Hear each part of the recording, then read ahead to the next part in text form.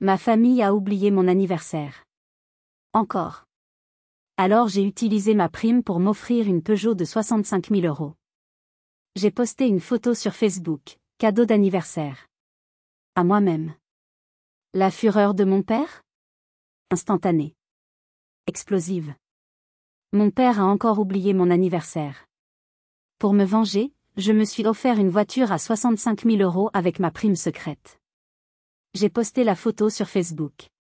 Sa réaction a été immédiate et explosive. Il a exigé une réunion de famille, une sorte de tribunal pour juger mon extravagance. Mais ce qu'il ne savait pas, c'est que cette fois, j'étais prêt à tout déballer, y compris le secret qui a failli détruire ma vie 5 ans plus tôt.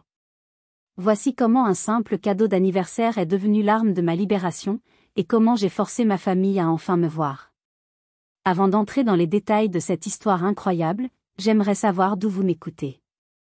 Dites-moi dans les commentaires de quelle ville ou de quel pays vous êtes, et quelle heure il est chez vous en ce moment. C'est fascinant de voir à quel point nos expériences peuvent nous connecter, peu importe la distance. Maintenant, revenons à cette soirée qui a tout changé. La pluie fine de Bordeaux tombait en un rideau gris et monotone, brouillant les lumières du pont de pierre qui se reflétait sur la Garonne. J'avais 30 ans. 30 ans, aujourd'hui. De mon appartement moderne, je pouvais voir la ville s'animer, des couples se pressant sous des parapluies, des groupes d'amis riant en se dirigeant vers les restaurants du quai. Sur une de mes étagères, plusieurs trophées de l'industrie du jeu vidéo prenaient la poussière. Des récompenses pour meilleur design de monde, innovation narrative. Des preuves tangibles que j'étais un architecte de communauté, un bâtisseur de liens numériques pour des millions de joueurs. Pourtant, ce soir-là, dans mon propre monde, j'étais absolument seul. Sur la table basse en chêne massif, un verre de Saint-Émilion remplaçait le gâteau. Pas de bougie, pas de chant. Juste le silence, un silence lourd, épais, presque palpable, un compagnon familier de mes anniversaires. Mon téléphone, posé à côté du verre, restait obstinément noir, son écran un miroir de mon propre vide. Pas un appel. Pas un message de la part de ma famille. J'ai fait défiler mon fil d'actualité Facebook, un acte de masochisme presque rituel. Je suis passé devant les photos de la fête surprise d'un ancien camarade de classe, les déclarations d'amour publiques, les vœux chaleureux entre des gens qui semblaient s'aimer. Et puis, je l'ai vu. Inévitable. La publication de mon père. Une photo de ma petite sœur, Élise, sur la scène d'un théâtre parisien, le visage illuminé par les projecteurs, un bouquet de roses dans les bras. La légende disait, fière de notre future star. Le talent ne ment jamais. Une douleur sourde, que je connaissais trop bien, s'est installée dans ma poitrine. Ce n'était plus une douleur aiguë, poignardante, comme lorsque j'étais adolescent et que j'espérais encore. Non, après 30 ans, c'était devenu une sorte de mal de fond, un bruit blanc de déception. Une camisole de force émotionnelle que j'avais appris à porter avec une résignation lasse. J'avais su, au fond de moi, que cette journée se passerait ainsi. J'avais cessé d'espérer, mais je n'avais jamais vraiment cessé de souffrir. Je me suis souvenu de mon 18e anniversaire. Un repas expédié en 45 minutes avant que mes parents ne prennent la route pour un week-end à Lyon, où Élise participait à un concours de piano. On fêtera ça mieux la semaine prochaine, avait promis ma mère. Cette semaine prochaine n'est jamais arrivée. J'ai verrouillé mon téléphone et j'ai fixé le vide. Je n'étais pas en colère. Plus maintenant. J'étais fatiguée. Une fatigue profonde, existentielle, celle de celui qui a passé sa vie à courir après une approbation qui ne viendra jamais. 30 ans à être l'ombre derrière la lumière d'Élise.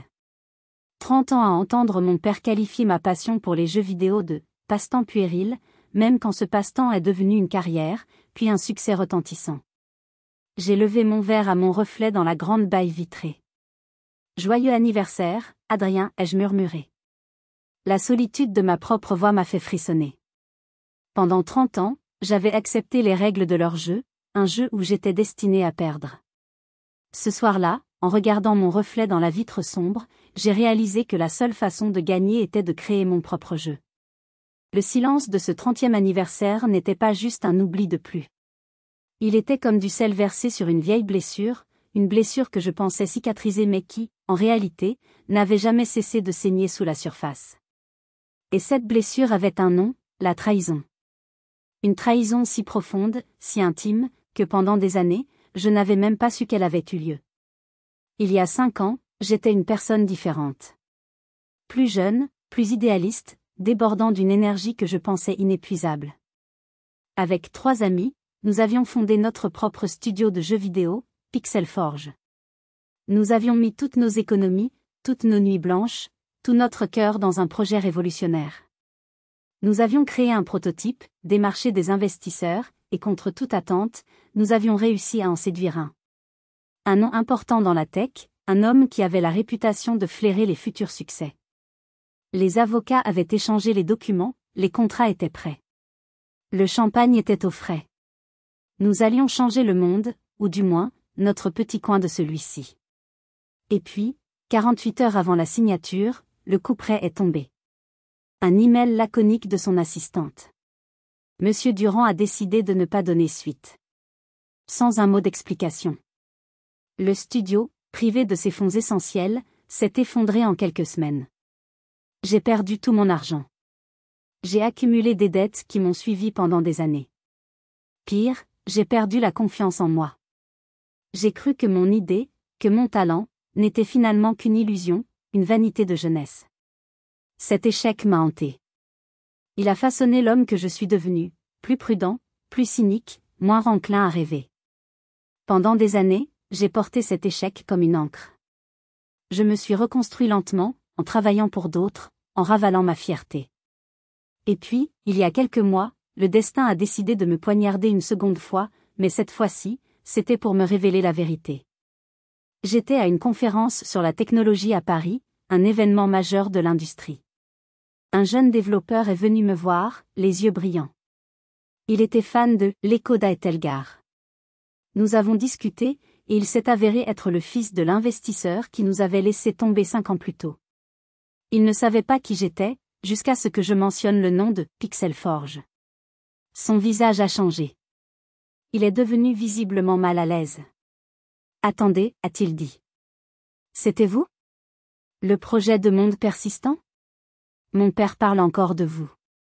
Il dit que c'est l'un de ses plus grands regrets. » J'ai froncé les sourcils, mon cœur commençant à battre plus vite.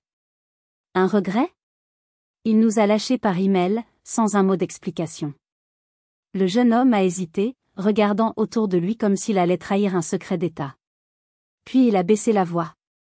Il n'aurait jamais dû le faire. Il dit que vous aviez une vision de génie, mais, il a reçu un appel. Un appel qui a tout changé. Un appel de votre propre père. Le sol s'est dérobé sous mes pieds. Le bruit de la conférence s'est estompé pour devenir un bourdonnement lointain. J'ai dû m'appuyer contre un mur pour ne pas tomber. Le jeune homme a continué, ne réalisant pas l'impact de ses mots. Oui, votre père l'a appelé pour le mettre en garde. Il lui a dit que vous étiez un rêveur, pas un homme d'affaires, que vous n'aviez pas les pieds sur terre, et qu'il ne fallait pas gaspiller son argent dans vos enfantillages. Point.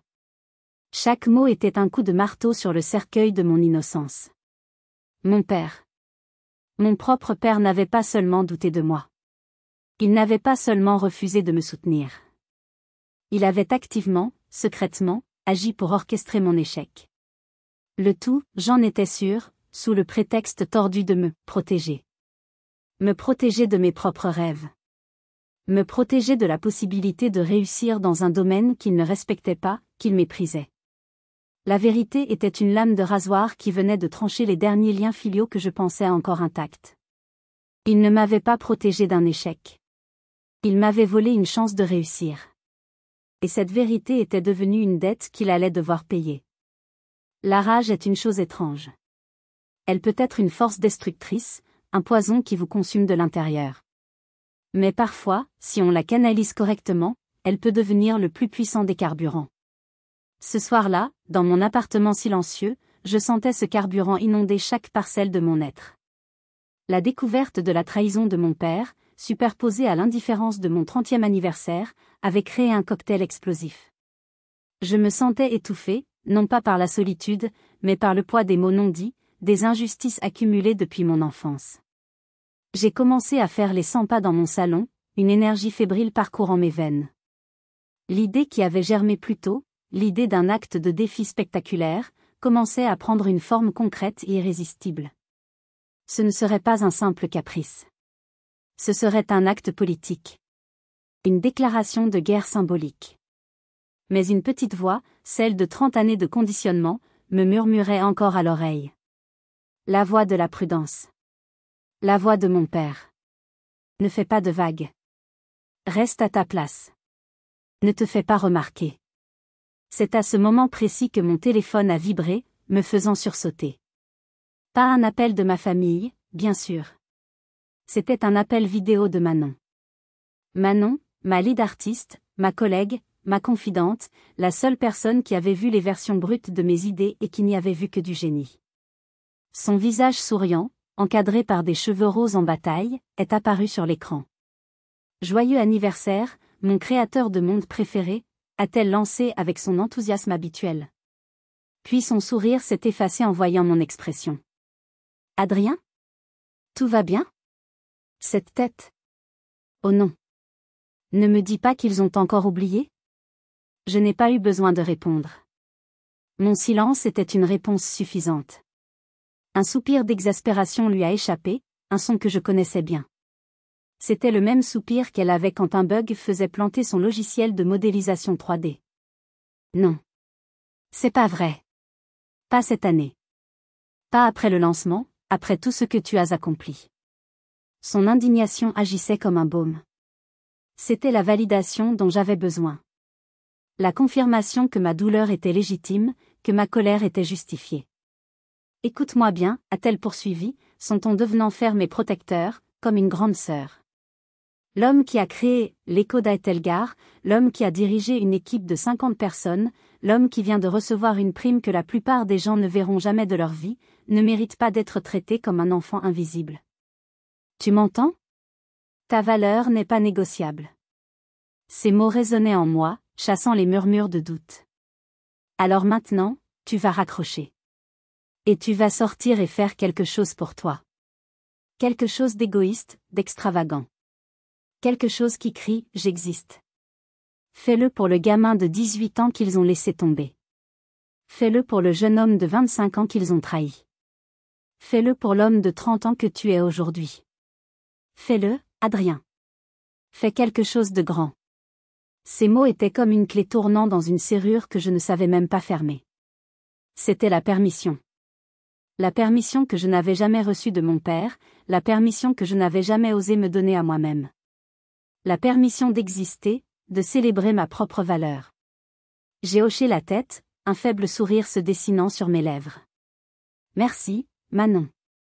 Il n'y a pas de quoi, a-t-elle répondu, son propre sourire revenant.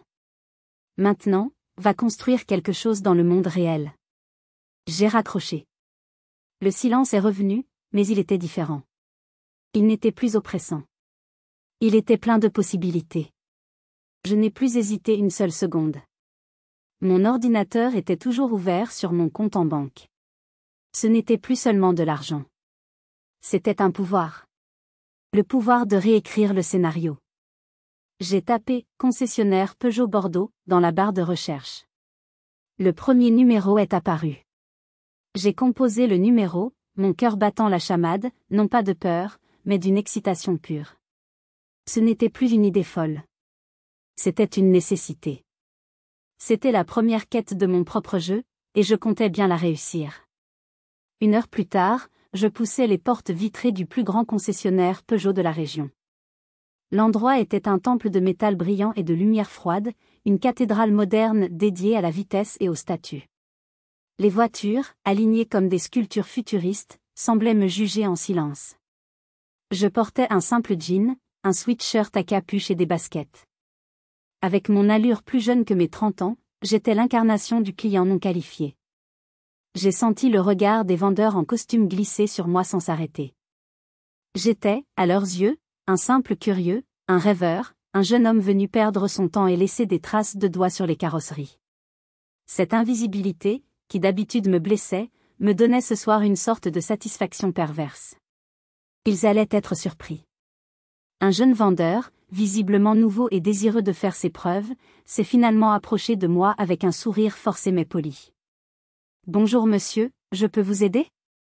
Vous cherchez un modèle en particulier ? » « Oui, ai-je dit calmement, en balayant la salle d'exposition du regard jusqu'à ce que je la trouve. Elle était là, mise en valeur sur une estrade rotative. La 408 GT hybride. En bleu obsession. Ses yeux se sont illuminés. C'était clairement leur modèle phare, celui qui attirait les regards mais que peu de gens achetaient sur un coup de tête. Absolument. C'est un véhicule exceptionnel, un concentré de technologie et de design. Suivez-moi, je vais vous la présenter. Il m'a conduit vers elle, me débitant une litanie de caractéristiques techniques dont je n'avais que faire. Je n'étais pas là pour la consommation mixte ou le volume du coffre. J'étais là pour ce qu'elle représentait. Elle était magnifique. Sa peinture d'un bleu profond semblait absorber la lumière, ses lignes étaient agressives et élégantes à la fois. Une métaphore parfaite de ce que je ressentais. J'ai fait le tour du véhicule, passant ma main sur le métal froid. Le vendeur a ouvert la portière. « Installez-vous, prenez vos aises. » Je suis resté debout. « Ce ne sera pas nécessaire. » Je la prends. Le vendeur a cligné des yeux, son argumentaire de vente s'étranglant dans sa gorge. « Pardon ? Vous ne voulez pas l'essayer ? Nous pouvons organiser un essai routier dès maintenant si vous le souhaitez. » « Non, merci, ai-je insisté. Je suis sûr de mon choix. Nous pouvons faire les papiers ? Décontenancé, il a bafouillé un « bien sûr, monsieur, suivez-moi » et m'a conduit vers les bureaux vitrés à l'arrière. Je me suis retrouvé face à la directrice financière, une femme d'une 50aine d'années au regard acéré et au tailleur impeccable. Elle a sorti les formulaires, son stylo prêt à danser sur les lignes de crédit. Alors, pour le financement, a-t-elle commencé d'un ton routinier, sans même lever les yeux vers moi, vous pensez à un apport de combien ? Nous avons des offres très intéressantes avec notre partenaire financier. J'ai attendu une seconde, savourant le moment à venir. Il n'y aura pas de crédit, ai-je déclaré. Elle a levé les yeux de ses papiers, un sourcil arqué, l'ennui professionnel remplacé par une pointe de curiosité. Pardon ? Je paie par virement instantané. Son autre sourcil a rejoint le premier. Son regard m'a jaugé, de mes baskets à mon sweatshirt. Le montant total ? 65 350 €. Exactement. C'est à ce moment-là que le doute a frappé. Une vague glacée de panique. Dans ma tête, j'ai entendu la voix de mon père, claire comme le cristal. Superficielle. Irresponsable. Un jouet pour compenser tes échecs. Ces mots, ces jugements, les armes qu'il avait utilisées pour me maintenir à ma place pendant des décennies. Ma main, qui tenait mon téléphone, a commencé à trembler. J'ai failli reculer. J'ai failli dire, finalement, je vais réfléchir. J'ai fermé les yeux. Et puis, une autre image a surgi dans mon esprit, chassant la première. Le visage dévasté de mes amis le jour de la faillite de notre studio. La lettre de refus de la banque pour mon premier prêt immobilier, citant mon « historique de crédit instable » après la faillite. Le regard de ma sœur Élise, un mélange de pitié et de supériorité, quand elle a accepté l'argent de l'héritage de notre grand-mère qui m'était destiné. J'ai ouvert les yeux. La panique avait disparu, remplacée par une détermination froide comme l'acier. J'ai ouvert mon application bancaire, j'ai entré le montant, le RIB du concessionnaire. J'ai regardé la directrice financière droit dans les yeux et j'ai appuyé sur « Valider ». Ce n'était pas un achat. C'était un exorcisme. Je chassais les fantômes de mon père, les fantômes de mes échecs passés. Je reprenais le contrôle. Le bip de confirmation de la transaction a été le son le plus doux que j'ai jamais entendu. C'était le son d'une chaîne qui se brise. Je n'ai pas ramené la voiture directement à la maison. L'idée de l'enfermer dans le parking souterrain de mon immeuble me semblait presque sacrilège, comme mettre un aigle en cage. Ce n'était pas un simple moyen de transport. C'était un trophée. Une déclaration. Et une déclaration mérite une scène à sa mesure, un théâtre digne de l'événement. J'ai donc conduit hors de Bordeaux, les phares fendant la nuit pluvieuse, en direction de la côte. Ma destination, la dune du Pilat. Le trajet s'est fait dans un silence presque religieux. J'avais coupé la radio. Je voulais entendre le son de ma nouvelle vie. Le ronronnement discret du moteur hybride, le bruit des essuie-glaces balayant le pare-brise, le léger sifflement du vent sur la carrosserie. Je sentais l'odeur du cuir neuf, une odeur de départ, de commencement. Ce n'était pas l'odeur d'une voiture, c'était l'odeur de la possibilité. Chaque kilomètre qui me séparait de la ville était un kilomètre qui me séparait de mon ancienne vie, de l'Adrien qui attendait la permission d'exister, de l'Adrien défini par les échecs et les attentes des autres.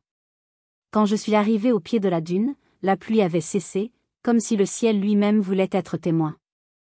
Le parking était presque désert, balayé par les vents marins. J'ai garé la voiture, pas face à la dune, mais de profil, pour que sa silhouette élégante se découpe sur le paysage qui s'assombrissait. Puis je suis sorti. L'air était vif, salé, pur. J'ai enlevé mes chaussures et j'ai commencé à grimper cette montagne de sable. L'ascension était difficile, mes pieds s'enfonçant à chaque pas. C'était un effort physique, une lutte, et c'était parfait. Chaque pas était une victoire contre la gravité, contre l'inertie. Arrivé au sommet, le souffle court, j'ai été récompensé par un spectacle à couper le souffle. Devant moi, l'océan Atlantique s'étendait à perte de vue. Derrière moi, la forêt des Landes formait un tapis vert sombre. J'étais seul, entre ciel, mer et terre. J'ai crié. Un cri primal, venu du fond de mes entrailles. Un cri de rage, de douleur, de libération. 30 années de silence et de frustration expulsées en une seule expiration. Le vent a emporté mon cri et l'a dispersé au-dessus des vagues. J'ai attendu le moment parfait. Le moment où le soleil, tel un disque de feu en fusion, a touché l'horizon, embrasant le ciel de teintes oranges, roses et violettes. J'ai redescendu la dune en courant, comme un enfant, le sable s'infiltrant partout. J'ai sorti mon téléphone et j'ai pris la photo. Une seule. La voiture, sombre et brillante, avec ce ciel apocalyptique en arrière-plan.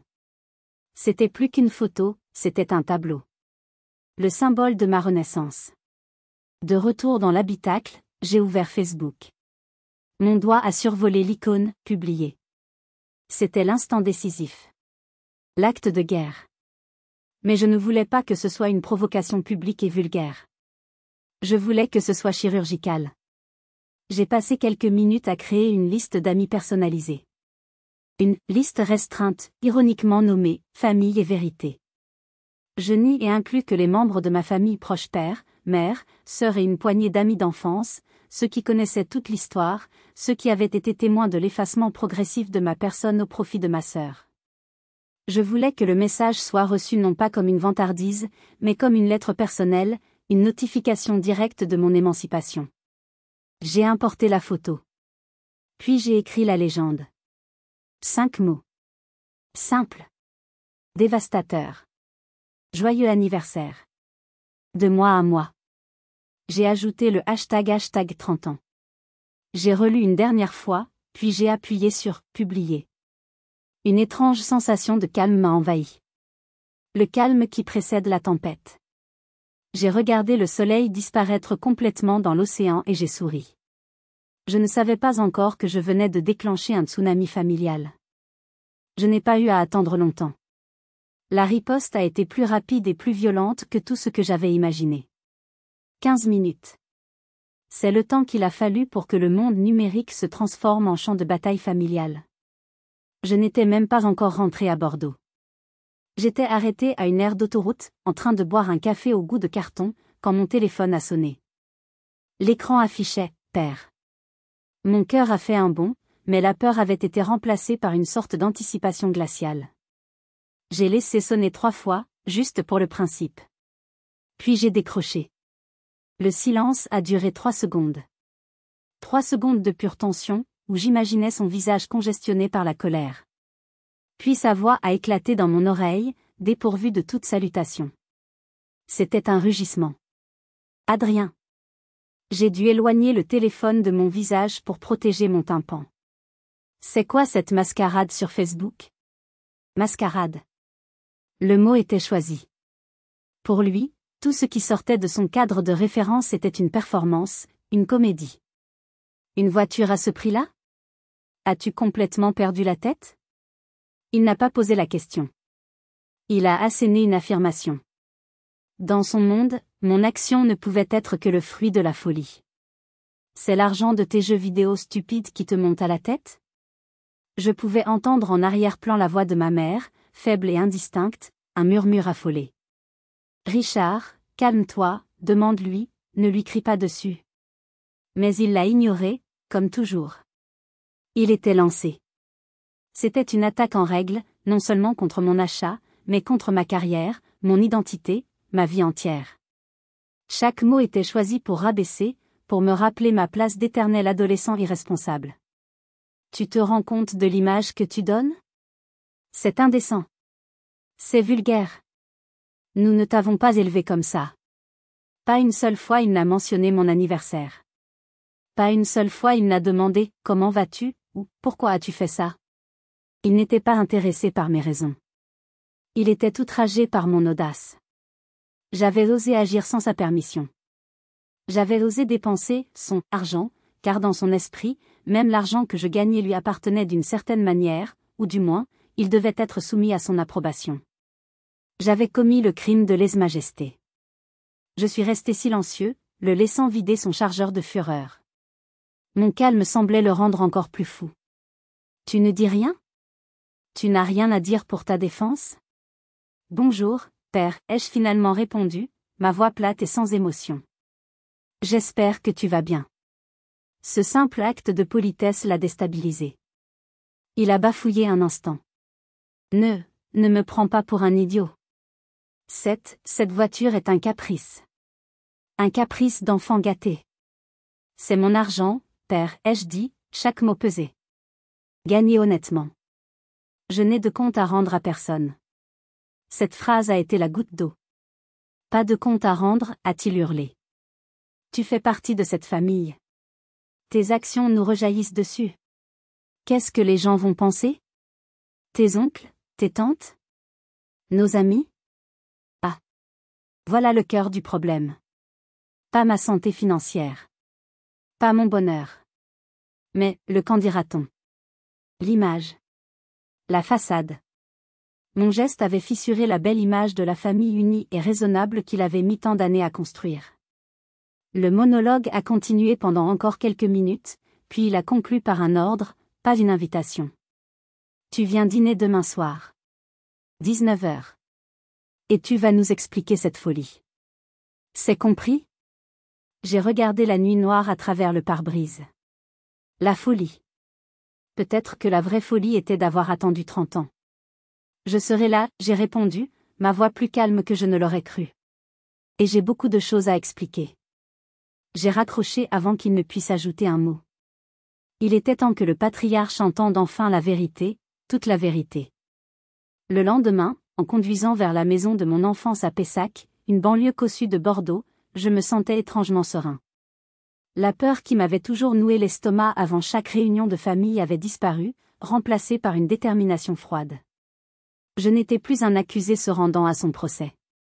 J'étais un homme se rendant à une négociation, et pour la première fois, je détenais toutes les cartes. J'ai délibérément garé ma 408 juste devant le portail, à la vue de tous les voisins, juste à côté de la vieille Citroën de mon père. Le contraste était saisissant. La vieille garde et la nouvelle. Le passé et le présent. Ma mère m'a ouvert la porte, le visage tiré par l'inquiétude et une nuit sans sommeil. Adrien, entre. Elle m'a serré maladroitement dans ses bras, un geste qui manquait de chaleur, empreint de nervosité. Mon père était dans le salon, debout près de la cheminée éteinte, les bras croisés sur sa poitrine. La posture du juge. Élise était assise sur le canapé, regardant ses mains, visiblement mal à l'aise. Personne n'a parlé pendant que je retirais ma veste. L'air était si tendu qu'on aurait pu le couper au couteau. Le dîner fut un supplice de silence et de tension. Ma mère avait préparé un rôti, mon plat préféré quand j'étais enfant, une tentative pathétique de désamorcer la situation. Chaque bruit de fourchette sur l'assiette semblait résonner comme un coup de feu dans une bibliothèque. Ma mère essayait de meubler le silence avec des banalités sur la météo ou la santé de lointains cousins, mais chaque tentative mourait dans l'œuf, étouffée par le regard noir de mon père. Il me fixait, attendant que je craque, que je m'excuse. Mais je mangeais lentement, méthodiquement, en le regardant droit dans les yeux. C'était à lui de commencer. Finalement, il a posé ses couverts avec un bruit sec. Alors, a-t-il commencé, sa voix grave remplissant la pièce. Cette voiture ? Je l'ai interrompu, posant ma propre fourchette, mais sans bruit. Mon geste était calme, mais définitif. Avant de parler de la voiture, j'aimerais qu'on parle d'autre chose. J'ai sorti mon téléphone. J'ai ouvert une vieille photo, un scan d'une photo jaunie. Une photo de ma grand-mère, sa mère à lui, me tenant dans ses bras quand j'étais bébé. Parlons de l'héritage de Mémé. Ma mère a eu un hoquet de surprise. Mon père s'est raidi, son visage se fermant encore plus. Il y a 10 ans, Mémé m'a laissé 20 000 € dans son testament. Elle voulait que ça m'aide à acheter un appartement. Cet argent, je ne l'ai jamais vu. Vous m'avez dit qu'Élise en avait plus besoin pour son école de théâtre à Paris, que c'était un investissement pour son avenir. Vous m'avez promis de me le rendre. J'ai balayé la pièce du regard, m'arrêtant sur Élise, qui était devenue écarlate. Je l'attends toujours. Ma mère a commencé à pleurer doucement, en secouant la tête. Ce n'était pas comme ça. Je n'ai pas attendu leur réponse. J'ai continué, ma voix devenant plus dure, plus tranchante. Et maintenant, parlons d'un autre investissement, point. J'ai verrouillé mon regard sur celui de mon père. Parlons de mon premier studio. Parlons de Pixel Forge. Parlons de l'investisseur qui s'est retiré à la dernière minute. Parlons de comment tu as saboté mon entreprise il y a 5 ans. Le choc dans la pièce était palpable. C'était comme si j'avais fait exploser une grenade. Ma mère a suffoqué, les larmes coulant maintenant librement. Adrien, de quoi parles-tu ? Ton père n'aurait jamais. Aussi, l'ai-je coupé, ma voix cinglante. Il l'a fait. Il a appelé cet homme. Il lui a dit que j'étais un incapable, un rêveur, et qu'il ne fallait pas me faire confiance. J'ai tourné mon regard de glace vers lui. N'est-ce pas, père ? Il est resté silencieux, son visage une forteresse de fierté qui commençait à se fissurer. Le silence qui a suivi était le son d'un royaume qui s'effondre. J'ai enfin sorti les clés de la Peugeot et je les ai posées sur la table. Le bruit sec du métal sur le bois a fait sursauter tout le monde. Cette voiture, ai-je dit, ma voix résonnant d'une autorité nouvelle. Cette voiture, je ne l'ai pas achetée pour vous défier. Je l'ai achetée avec l'argent que vous m'avez forcé à gagner seul. C'est le prix de mon indépendance. C'est le monument de vos échecs en tant que parent. J'ai regardé mon père. Tu n'as pas essayé de me protéger de l'échec, papa. Tu as essayé de te protéger de mon succès. De la possibilité que ma voix, celle que tu ne comprends pas, soit aussi valide que la tienne. Si vous êtes arrivé jusqu'ici, laissez un commentaire pour nous dire ce que vous auriez fait à la place d'OP. Vous pouvez aussi écrire simplement le chiffre 1 pour montrer que vous suivez encore. Et dites-nous, vous regardez cette histoire depuis quelle région ou quel pays ? Je me suis levé de table, laissant mes mots flotter dans l'air saturé de vérité et de ressentiment. La chaise a grincé sur le parquet, un son strident dans le silence de mort qui s'était abattu sur la salle à manger. Je n'ai pas attendu le dessert. En passant la porte d'entrée, j'ai entendu ma mère éclater en sanglots, un son déchirant qui, pour la première fois, ne m'a pas atteint. Je n'ai ressenti ni pitié, ni satisfaction. Juste un vide immense et une étrange légèreté. J'avais enfin déposé un fardeau que je portais depuis ma naissance, le fardeau de leurs secrets et de mes frustrations. Sur la route du retour, la pluie a recommencé à tomber. C'était une pluie purificatrice. Elle lavait la ville, et j'avais l'impression qu'elle lavait aussi mon âme. Je ne savais pas ce qui allait se passer ensuite. Je ne savais pas si j'avais détruit ma famille pour de bon ou si j'avais simplement ouvert la porte à une reconstruction possible. Honnêtement, à ce moment précis, je m'en fichais. L'important était que j'avais dit ma vérité, et cette vérité m'avait rendu libre. Je suis rentré chez moi et je me suis servi un verre de vin. Le même Saint-Émilion que la veille. Mais ce soir, il avait un goût de victoire amère. Mon téléphone a vibré. Un message de ma mère. Un long paragraphe confus, un mélange d'excuses, de justifications et de chagrin. Nous t'aimons tellement. Nous n'avons jamais voulu te faire de mal. Ton père a toujours eu peur pour toi, peur que tu ne sois pas heureux. Je l'ai lu sans émotion. C'étaient les mêmes mots qu'elle utilisait depuis des années pour excuser son comportement à lui, et sa propre passivité à elle. Puis, 1 heure plus tard, le téléphone a sonné. C'était Élise. J'ai hésité. Une partie de moi voulait ignorer son appel, la laisser mariner dans la vérité qu'elle avait contribué à cacher. Mais une autre partie, plus curieuse, voulait savoir. J'ai décroché. Elle pleurait. Pas les larmes de crocodile d'une actrice, mais les sanglots rauques et incontrôlables de quelqu'un dont le monde vient de s'écrouler. Adrien, a-t-elle réussi à articuler entre deux hoquets. C'est vrai? Ce que tu as dit, sur papa et ton entreprise? Dis-moi que ce n'est pas vrai. C'est la vérité, Élise, ai-je répondu froidement. Chaque mot. Un long silence, seulement coupé par ses reniflements. Puis, sa voix est revenue, brisée. Je suis désolée, a-t-elle murmuré. Je savais. Pas tout. Mais je savais qu'il avait appelé cet homme. Il me l'a dit.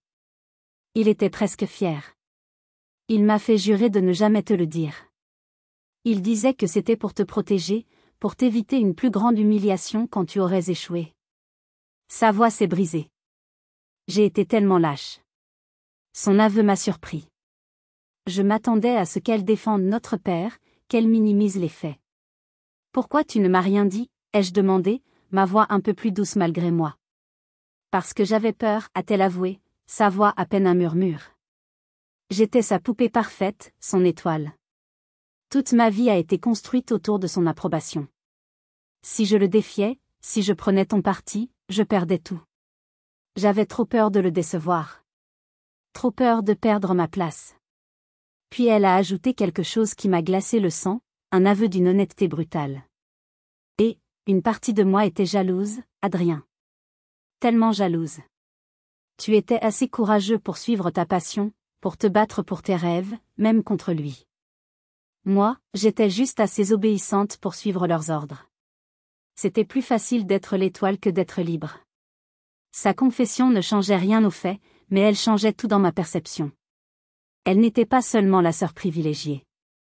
Elle était aussi une prisonnière, enfermée dans une cage dorée de perfection et d'attente. Nous n'étions pas un héros et une méchante. Nous étions deux survivants de la même tyrannie silencieuse, chacun avec ses propres cicatrices. Pour la première fois de ma vie, j'ai ressenti une pointe de compassion pour ma petite sœur.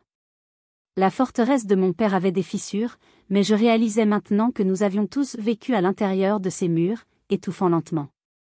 Les semaines qui ont suivi ce dîner cataclysmique ont été étranges. Le silence de mon père était total. Assourdissant. Il s'était retranché dans sa forteresse de fierté blessée, et je n'ai fait aucune tentative pour le joindre. C'était à lui de faire le premier pas. J'avais lancé la grenade, maintenant je le laissais gérer les décombres.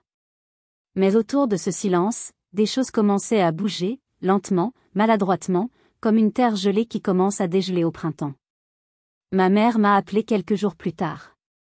Sa voix était timide, hésitante, comme si elle parlait à un étranger. Elle m'a invité à déjeuner, juste nous deux, dans un endroit neutre.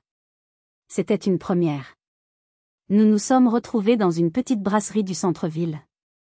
Pendant le repas, elle n'a pas essayé de défendre mon père. Elle a pleuré. Elle a parlé de ses propres regrets, de sa faiblesse, de la façon dont elle avait laissé la peur et la personnalité écrasante de son mari dicter la dynamique de toute la famille pendant 30 ans.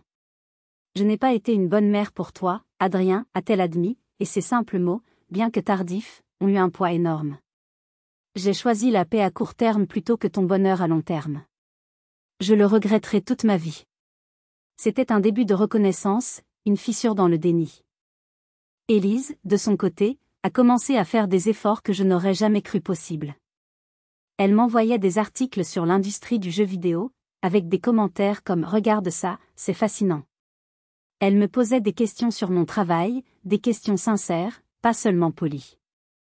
Un jour, elle m'a appelé pour me dire qu'elle avait téléchargé l'écho d'Aetelgar et qu'elle avait créé un personnage. Je n'y comprends rien, a-t-elle ri, je me fais tuer par des sangliers toutes les 5 minutes, mais c'est magnifique. Ce que tu construis, c'est de l'art. Venant d'elle, l'artiste officielle de la famille, ce compliment a touché une corde sensible. Elle essayait de comprendre mon monde, un monde qu'elle avait toujours ignoré avec un certain mépris. C'était sa façon de me tendre la main. Mais le mur du silence de mon père restait infranchissable.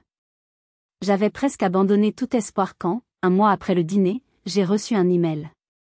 L'expéditeur, Richard. Pas de « père ». Juste son prénom. L'objet était vide. Le corps du message ne contenait qu'une seule phrase, sans aucune formule de politesse.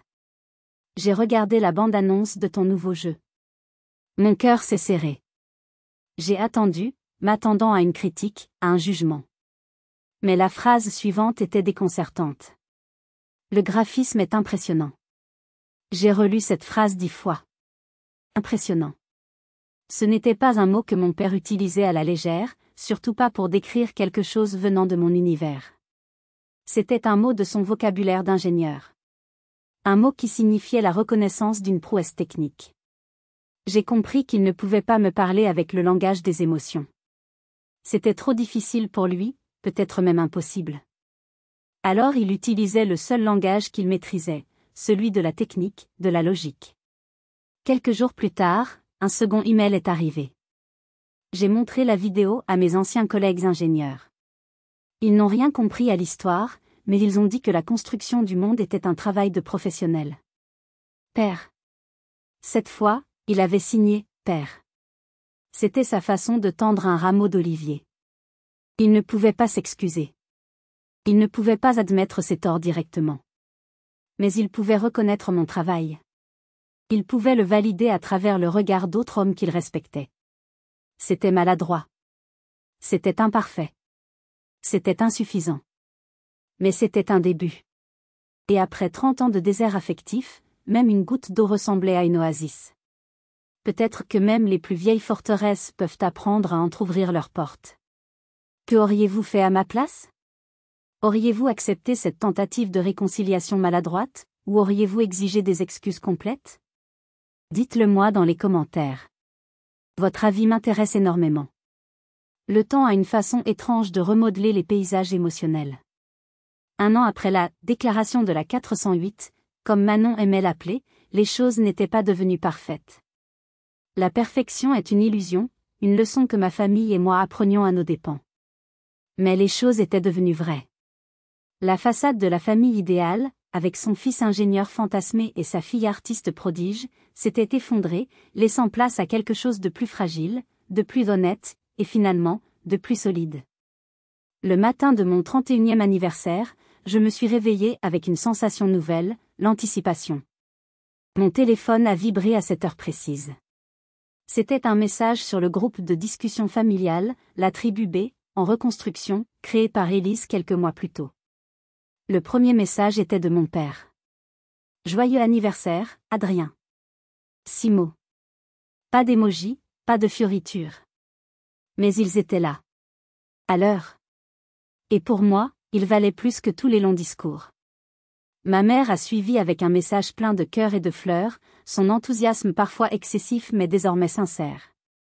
Élise a posté une photo de nous 2 enfants, moi essayant de lui apprendre à tenir une manette de console, avec la légende « Joyeux anniversaire à mon grand frère courageux, mon premier mentor ». Plus tard dans la journée, un livreur a sonné à ma porte. C'était un grand paquet plat, magnifiquement emballé. De la part d'Élise. Je l'ai ouvert et j'ai découvert une magnifique lithographie encadrée. C'était une œuvre d'un artiste conceptuel que j'adorais, une représentation d'un paysage de l'Écho d'Aethelgard.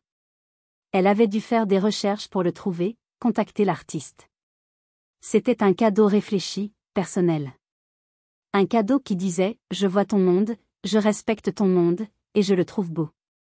Le soir, mes parents m'avaient invité au restaurant. Un restaurant gastronomique que j'avais mentionné une fois en passant des mois auparavant. Ils avaient retenu. L'ambiance n'était pas exubérante, mais elle était apaisée. Mon père m'a parlé de sa retraite, de son jardinage, des défis de la culture des tomates. Je lui ai parlé des défis techniques de la réalité virtuelle et de la gestion d'une équipe créative. Nous ne parlions pas de nos sentiments, mais nous parlions de nos passions, de nos vies. Nous partagions un espace, un moment, sans jugement, sans attente cachée. C'était nouveau. C'était bien. À la fin du repas, il m'a tendu une petite boîte rectangulaire, élégante. Pour toi. Je l'ai ouverte. À l'intérieur, il y avait un magnifique stylo plume Mont Blanc. C'était un cadeau d'adulte. Un cadeau d'homme à homme. Un cadeau traditionnel, un objet de vrai travail, de son monde à lui. J'ai souri, touché par le geste. Mais ce n'est qu'en rentrant chez moi que j'ai découvert le détail qui a tout changé. Glissé à côté du stylo, il y avait un petit mot, écrit de sa main d'ingénieur, précise et anguleuse. Pour l'architecte de ses propres mondes. J'ai dû m'asseoir. Les larmes me sont montées aux yeux. Ce n'était pas seulement une reconnaissance. C'était une validation. Il avait utilisé le mot « architecte », un terme de son propre univers, pour décrire le mien. Il avait construit un pont entre nos deux mondes. C'était sa façon de dire « j'ai compris ». Je te respecte. C'était l'absolution. L'approbation que j'avais cherchée pendant 3 décennies, mais qui n'arrivait que maintenant que je n'en avais plus désespérément besoin pour survivre. Et c'est précisément pour cela qu'elle était si précieuse. La montre à mon poignet était belle, mais le vrai cadeau était invisible. C'était le son du respect, un son que j'avais attendu toute ma vie d'entendre. Aujourd'hui, en conduisant ma 408 sur les petites routes sinueuses des vignobles de Saint-Émilion, le soleil de fin d'après-midi filtrant à travers les platanes, je pense souvent à ce chemin parcouru, au sens propre comme au figuré. La voiture n'est plus une arme. Elle n'est plus un symbole de rébellion.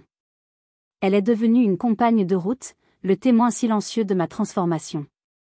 Le cuir de ses sièges a maintenant l'empreinte de mes habitudes, le GPS connaît mes destinations favorites. Elle fait partie de ma vie, une vie que j'ai choisie, que j'ai façonnée. Elle me rappelle chaque jour que le luxe le plus précieux n'est pas son écran tactile ou la puissance de son moteur, mais la liberté de choisir sa propre destination. J'ai compris quelque chose d'essentiel au cours de cette dernière année. Je n'ai pas acheté cette voiture pour défier mon père, pas vraiment. C'était le catalyseur, pas la cause. Je l'ai acheté pour me libérer de l'emprise de son jugement, pour me prouver à moi-même que j'avais le droit d'occuper de l'espace, le droit de célébrer mes victoires, même si personne d'autre ne le faisait. L'ironie, c'est que c'est cet acte d'égoïsme apparent, cet investissement sur mon propre bonheur, qui a permis à ma famille de me voir enfin. Parfois, il faut faire du bruit, non pas pour être arrogant, mais simplement pour rappeler aux autres qu'on existe et que notre voix compte. Parfois, il faut s'offrir à soi-même l'amour et le respect que l'on attend des autres, pour leur montrer comment faire. Ma relation avec ma famille est toujours en construction. Elle ne sera jamais parfaite.